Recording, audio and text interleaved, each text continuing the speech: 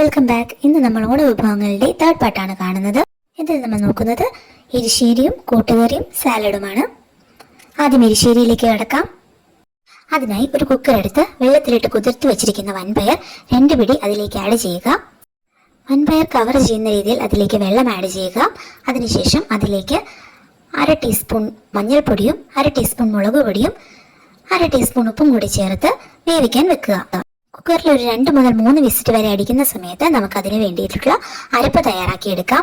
അതിനെ ഒരു മിക്സിയുടെ ജാർ എടുത്ത് അതിലേക്ക് 2 പിടി തേങ്ങ ചിരകിയതും 3 പച്ചമുളകും 3 അല്ലി വെളുത്തുള്ളിയും 1 ടീസ്പൂൺ നല്ല ജീരകവും കുറച്ച് വെള്ളവും കൂടി ചേർത്ത് നല്ലതുപോലെ ഒന്ന് ക്രഷ് ചെയ്തെടുക്കേണ്ടതാണ്. വേവിച്ച് വെച്ചിരിക്കുന്ന വൻപയറിലേക്ക് ക്യൂബ്സായി അരിഞ്ഞു വെച്ച മത്തങ്ങയും അതോടൊപ്പം തേങ്ങ അരച്ചതും കൂടി ചേർത്ത് കുറച്ച് വെള്ളവും 1 ടീസ്പൂൺ മഞ്ഞൾപ്പൊടിയും കൂടി ആഡ് ചെയ്ത് ഒന്നുകൂടി വേവിച്ചെടുക്കുക. കുക്കറിൽ ഒരു വിസിലും കൂടി അടിച്ചെടുക്കേണ്ടതാണ്. സമയം നമുക്ക് കുറച്ച് തേങ്ങ വറുത്തെടുക്കണം. അതിനായി ഒരു പാൻ എടുത്ത് അതിലേക്ക് 2 ടീസ്പൂൺ വെളിച്ചെണ്ണയും 1 ടീസ്പൂൺ കടുകും 3-4 കുഞ്ഞുള്ളി അരിഞ്ഞതും 2 വറ്റൽമുളകും കുറച്ച് കറിവേപ്പിലയും കൂടി ചേർത്ത് അതിലേക്ക് 2 പിടി തേങ്ങ ചിരകിയതും കൂടി ആഡ് ചെയ്ത് നല്ലതുപോലെ ഒന്ന് വറുത്തെടുക്കുക. തേങ്ങ ഒരു ബ്രൗൺ ഷെയ്ഡ് ആവുന്നത് വരെ വറുത്തെടുത്ത ശേഷം നമ്മൾ വേവിച്ച് വെച്ചിരുന്ന മത്തങ്ങ വൻപയറിലേക്ക് ഇത് ആഡ് ചെയ്ത് കൊടുക്കേണ്ടതാണ്. കുക്കറിൽ വെച്ചിരുന്ന മത്തങ്ങ നല്ലതുപോലെ വെന്തു എന്ന് ഉറപ്പ് വരുത്തിയ ശേഷം വറുത്തെടുത്ത തേങ്ങ അതിലേക്ക് ആഡ് ചെയ്ത് കൊടുക്കേണ്ടതാണ്. തേങ്ങ ആഡ് ചെയ്ത് നല്ലതുപോലെ ഒന്ന് ഇളക്കി യോജിപ്പിച്ച ശേഷം ഒരു 2 മിനിറ്റും കൂടി അത് തീയിൽ വേവിച്ചെടുക്കേണ്ടതാണ്. വറുത്ത തേങ്ങയുടെ ഫ്ലേവർ നല്ലതുപോലെ മത്തങ്ങയിലേക്കും വൻപയറിലേക്കും പിടിക്കാൻ വേണ്ടിയാണ് ഇങ്ങനെ ചെയ്യുന്നത്. അങ്ങനെ നമ്മുടെ മത്തങ്ങ വൻപയർ എരിശ്ശേരി ഇവിടെ തയ്യാറായി കഴിഞ്ഞു.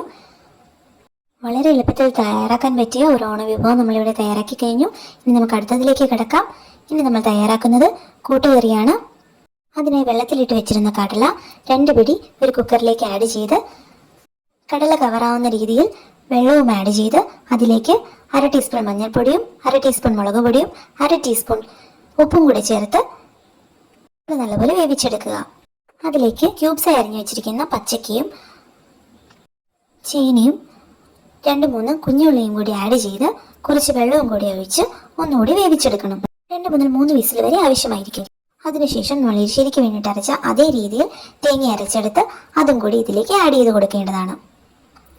തേങ്ങ നല്ലതുപോലെ ഒന്ന് മിക്സ് ചെയ്ത് അതിലുള്ള വെള്ളമെല്ലാം ഒന്ന് പറ്റിച്ചെടുത്ത ശേഷം അതിലേക്ക് 1 ടീസ്പൂൺ ശർക്കരയും കുറച്ച് കറിവേപ്പിലയും കൂടി ആഡ് ചെയ്ത് നല്ലതുപോലെ ഒന്നുകൂടി ഇളക്കിയെടുക്കുക.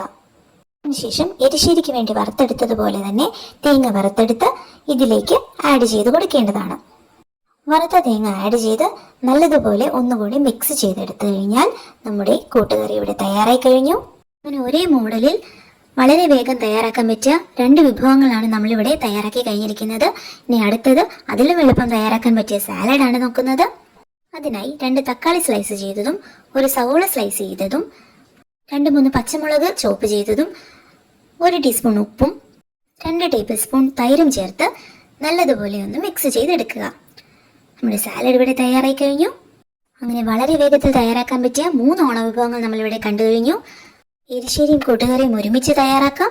സാലഡും വളരെ വേഗം തയ്യാറാക്കാം. എല്ലാവരും ഒന്ന് ട്രൈ ചെയ്ത് നോക്കി അഭിപ്രായങ്ങൾ കമന്റിലൂടെ അറിയിക്കുക. വീഡിയോ ഇഷ്ടമായെങ്കിൽ ലൈക്കും ഷെയറും സബ്സ്ക്രൈബും ചെയ്യുക. Thank you for watching.